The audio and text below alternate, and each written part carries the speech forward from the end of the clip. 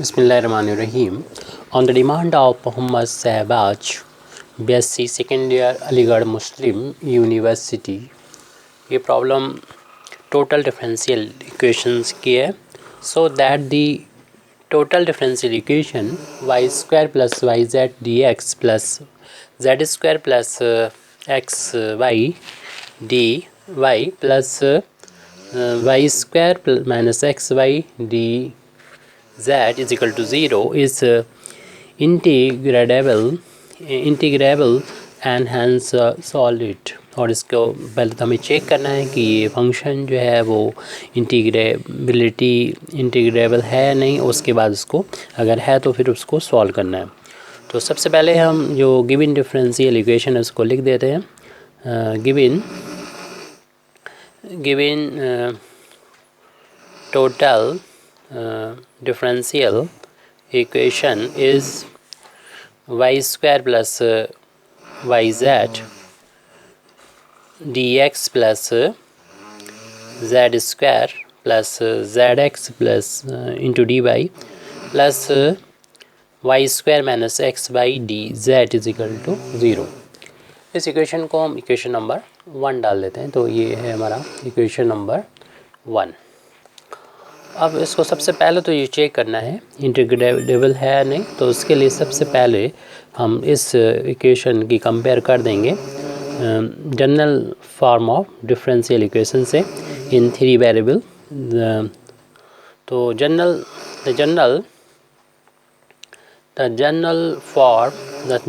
Form of the total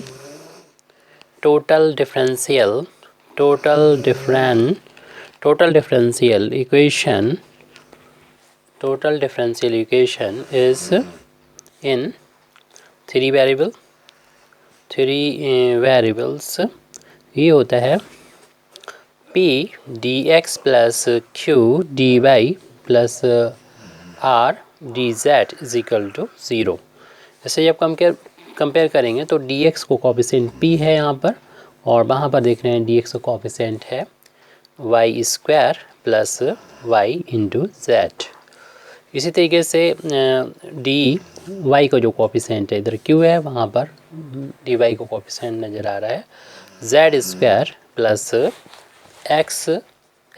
Z x.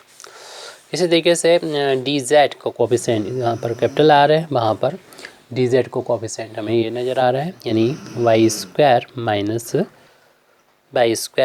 का यहाँ पर जो भी है एक्स वाई उसको लिख देंगे.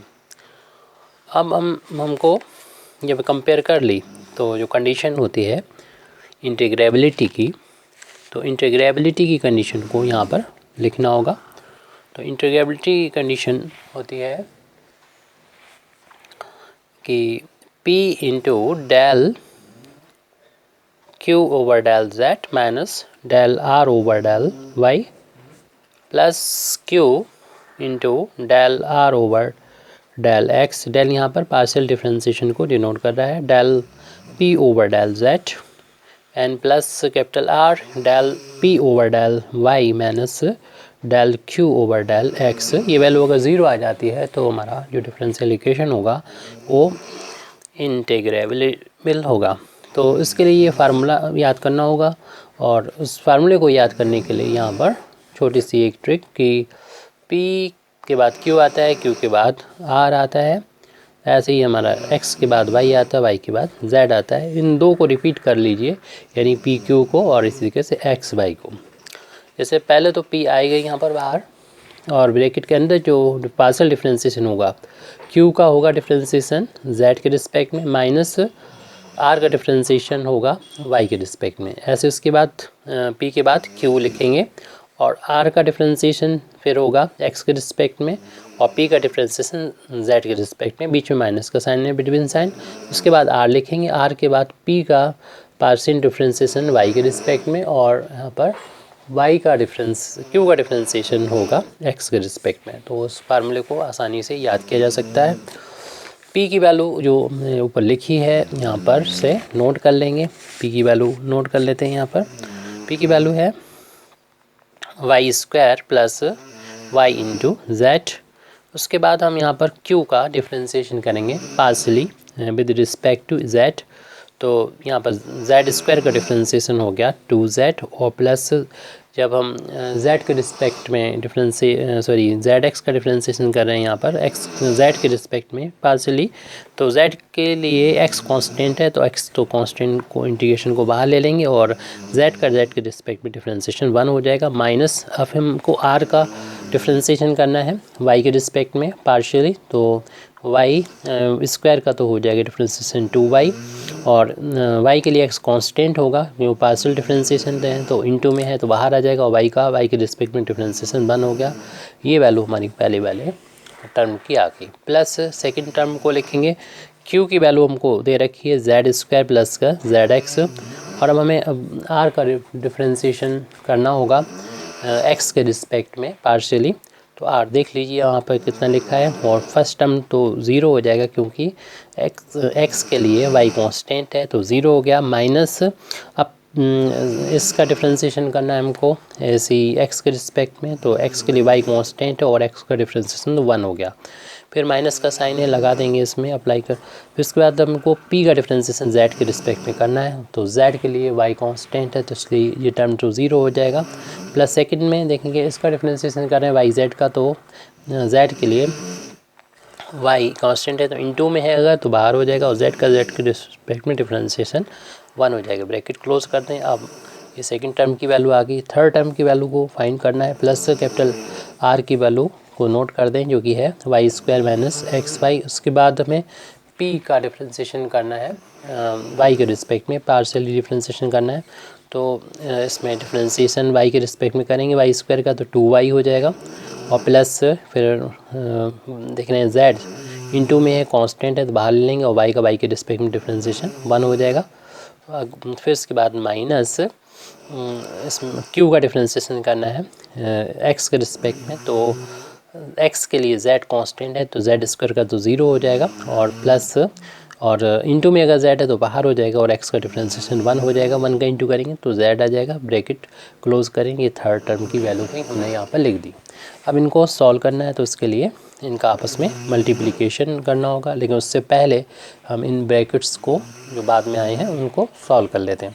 तो इस वैल्यू को ऐसे लिख देंगे वाई स्क्वायर प्लस का वाई इंटू जेड, ये वैल्यू हो जाएगी माइनस माइनस प्लस का x हो जाएगा, एक x ये है तो 2x हो जाएंगे और माइनस का हो जाएगा 2y और प्लस का 2z। सभी को हम ऑर्डर से लिखेंगे ताकि हमें ढूंढना आसान हो जाए क्योंकि इसकी वैल्यूज़ कैंसिल होकर 0 आने वाली है तो सब टर्म कैंसिल हो जाएंगे।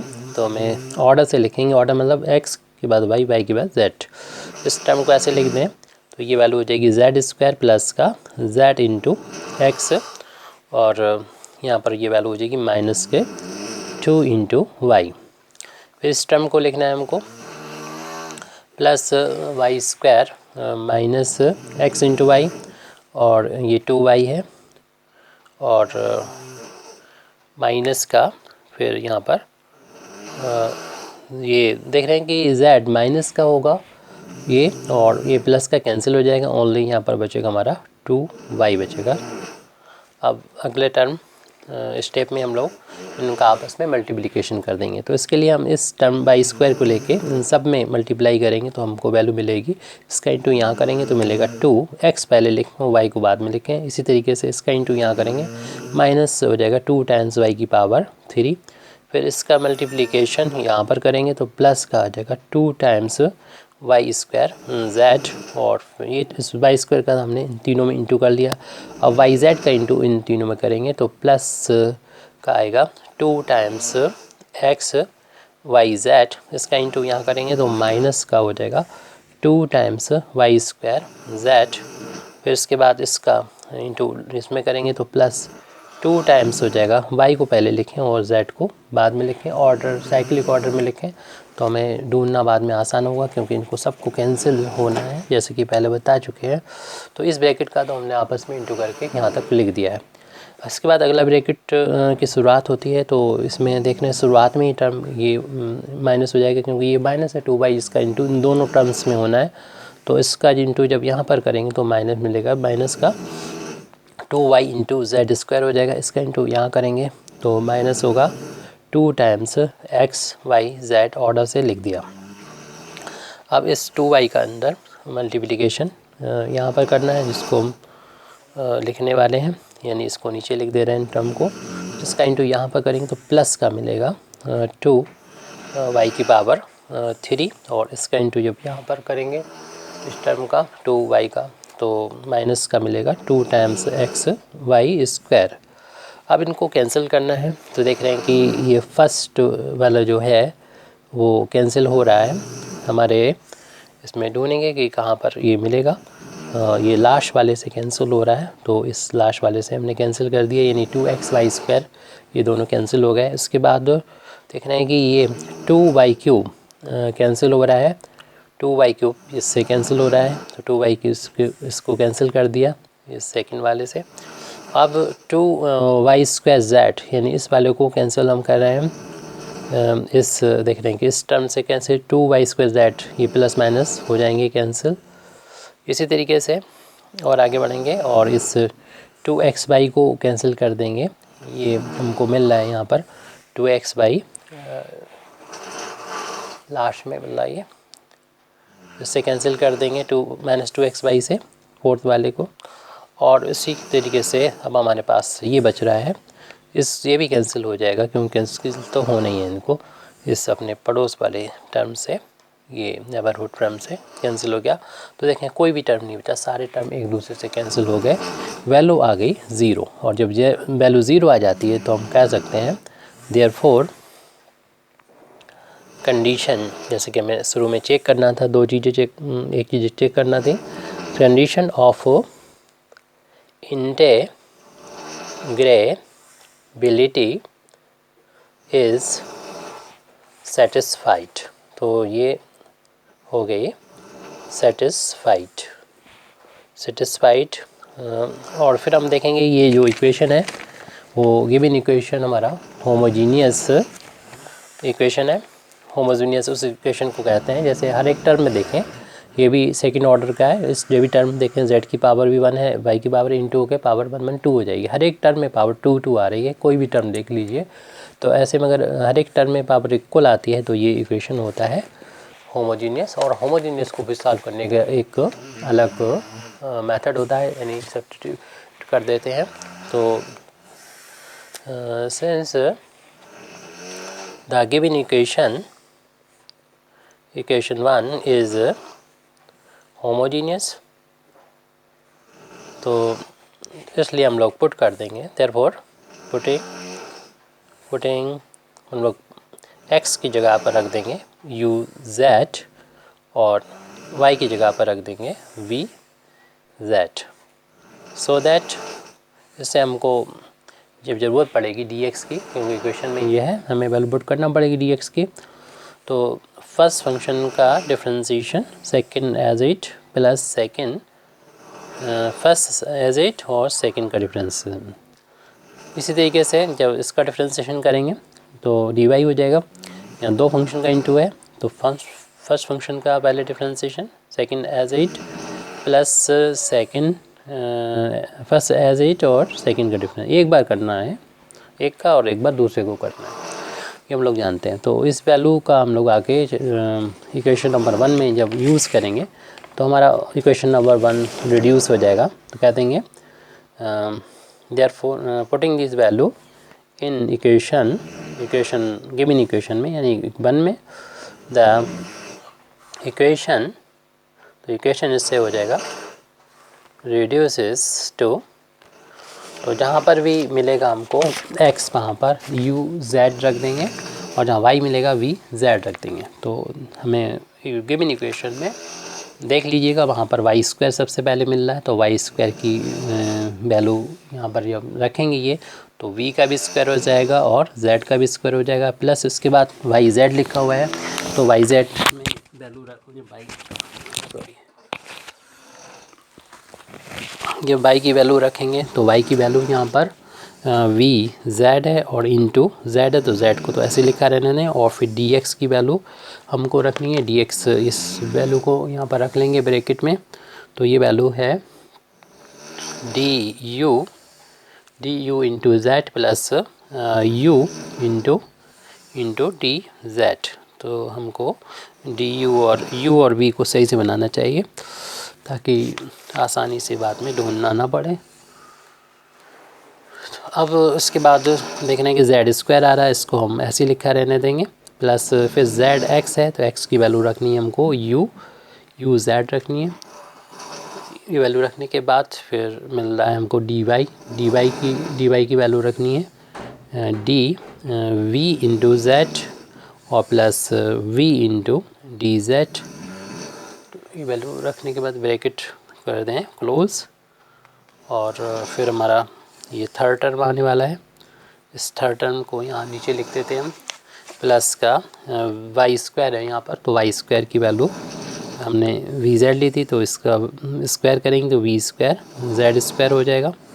उसके बाद है माइनस का एक्स, तो एक्स की वैल्यू रखनी है यू जेड और इंटू वाई है, एक्स वाई था तो एक्स की वैल्यू ये होगी, वाई की वैल्यू रखेंगे जो कि है वी जेड और डी जेड तो था ही, इसको रहने देंगे और राइट हैंड साइड में यहाँ पर आ गया 0।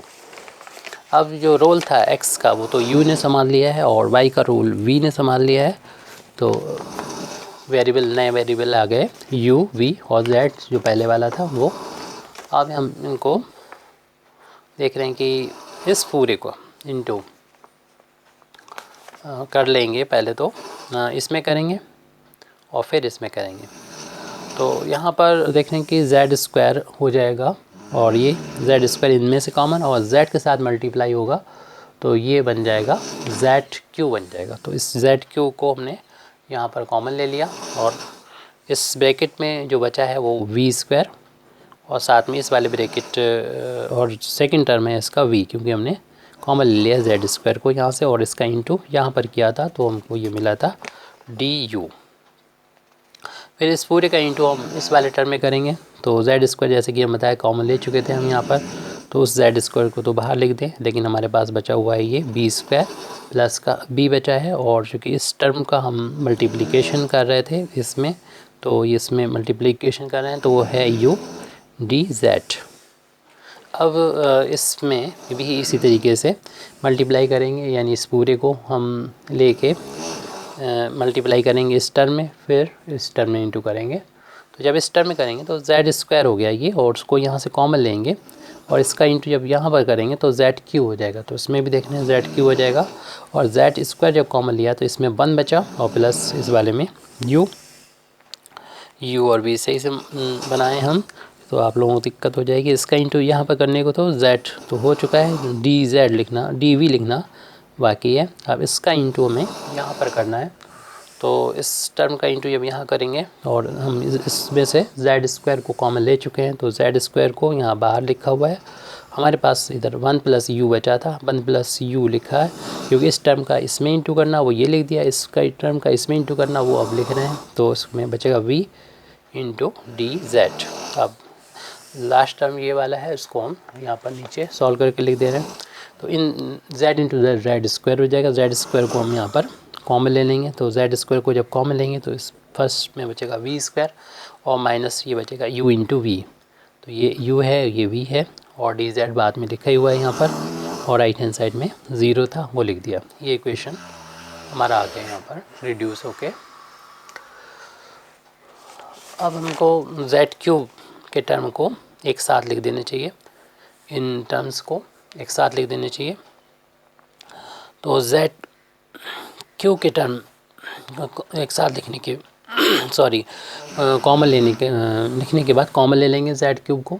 जब जेड क्यूब को यहाँ पर कॉमन लेंगे, ना सिर्फ जेड क्यूब को यस कॉमन ले लेंगे तो बचेगा हमारे पास ये capital V square plus v बचेगा यहाँ पर फर्स्ट वाले टर्म में और उसमें मल्टीप्लाई हो रहा है यू का प्लस इस दोनों टर्म को साथ में लिख रहे हैं, जेड क्यू बाहर हो चुका है और इसमें बचेगा हमारे पास 1 plus you into D v plus बाकी जितने भी टर्म बचे हुए हैं सभी में जेड स्क्वायर आ रहा है, तो इसलिए हम यहाँ पर जेड स्क्वायर को इन टर्म्स में से कॉमन ले लेंगे। तो बाकी जो बचेगा उसको ब्रैकेट में लिखेंगे, पहले में बच रहा है ये वी स्क्वायर प्लस बी बच रहा है और इंटू हो रहा है इसमें यू के साथ और डी जेड को हम बाहर दे देंगे कॉमन, जो सभी में डी जेड भी कॉमन आ रहा है तो राइट हैंड साइड में लिख लेंगे उसको। अभी इतना लिखा है, जेड स्क्वायर को या बाहर कॉमन लिया, अब ये वाला जेड स्क्वायर नज़र आ रहा है, उसमें बाहर जेड स्क्वायर लेने के बाद में इस टर्म को हम लिख रहे हैं, यानी वन प्लस यू को लिख रहे हैं, इनटू में है ये वी, और डी जेड को हमने कहा था कि बाद में लिख देंगे राइट हैंड साइड में। प्लस का साइन है हम यहाँ पर लगा देंगे, यानी लगा दिया हमने, और जेड स्क्वायर वाला जो लास्ट वाला टर्म है इसको लिख देंगे। जेड स्क्वायर कॉमन लिया था तो बचा था ब्रैकेट में we square minus u, capital U into capital V, bracket close और बड़ा ब्रैकेट भी क्लोज। और यहाँ पर डी जेड जो तीनों में कॉमन था उस डी जेड को लिख देंगे, और डी जेड को लिखने के बाद राइट हैंड साइड में हमारे पास कुछ नहीं बचेगा ज़ीरो के अलावा, तो ज़ीरो को हमने यहाँ पर लिख दिया है। अब इसको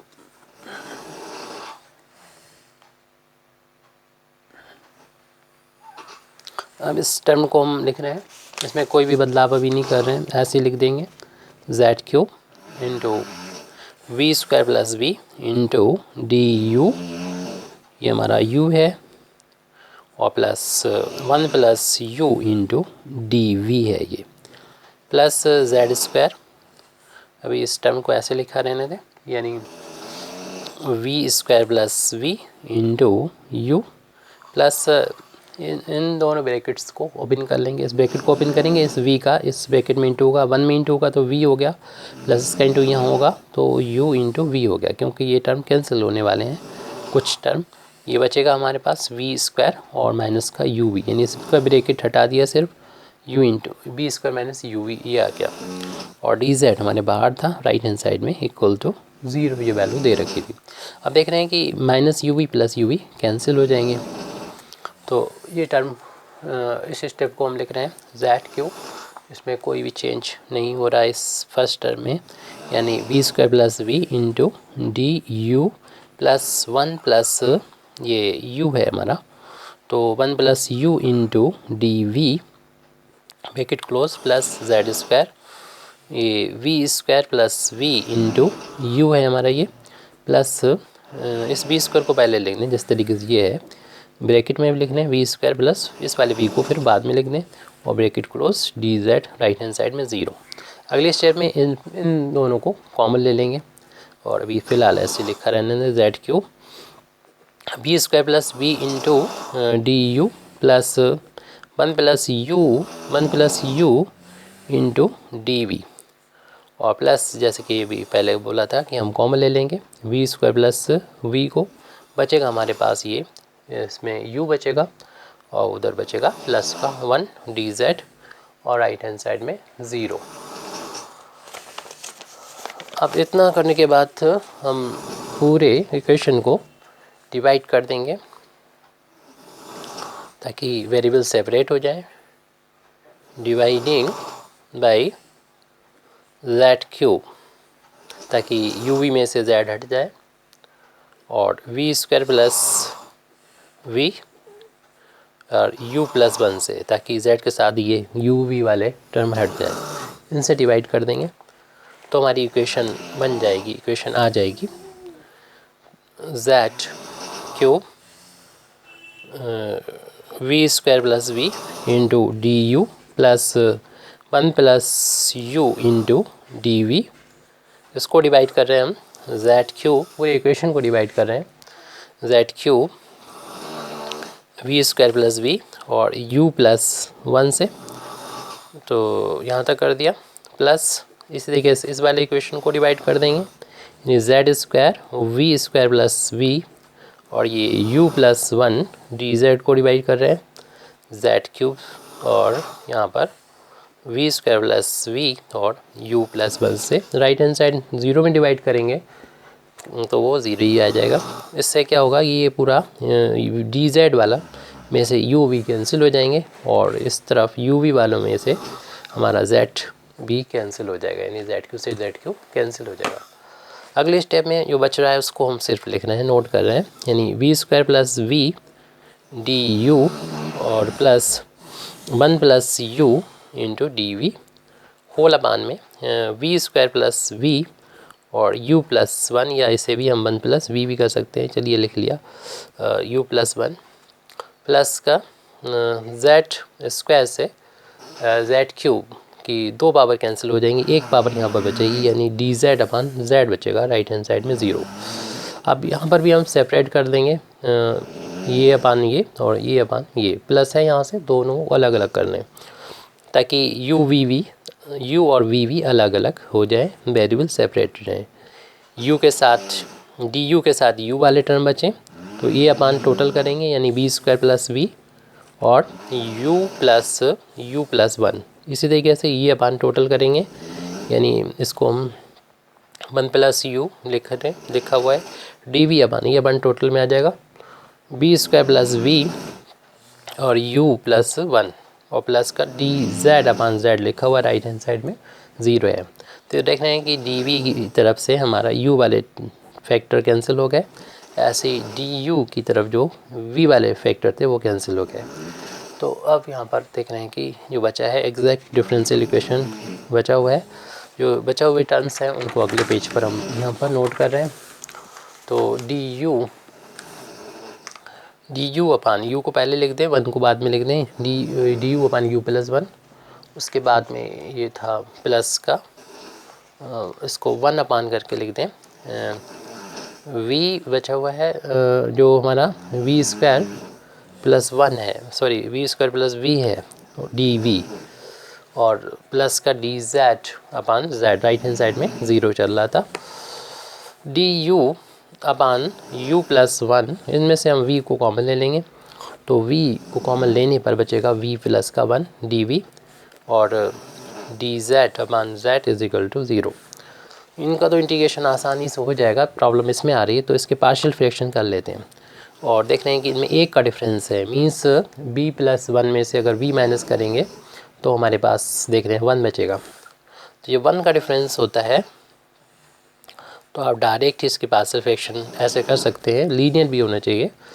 तो जो आपको छोटा नज़र आ रहा है v और ये बड़ा है v+1, तो बस इनके बीच में माइनस लगा देंगे, बड़े वाले को बाद में रखेंगे और छोटे वाले v को पहले रखेंगे dv। तो यहाँ पर देखें डायरेक्ट हमने पार्शियल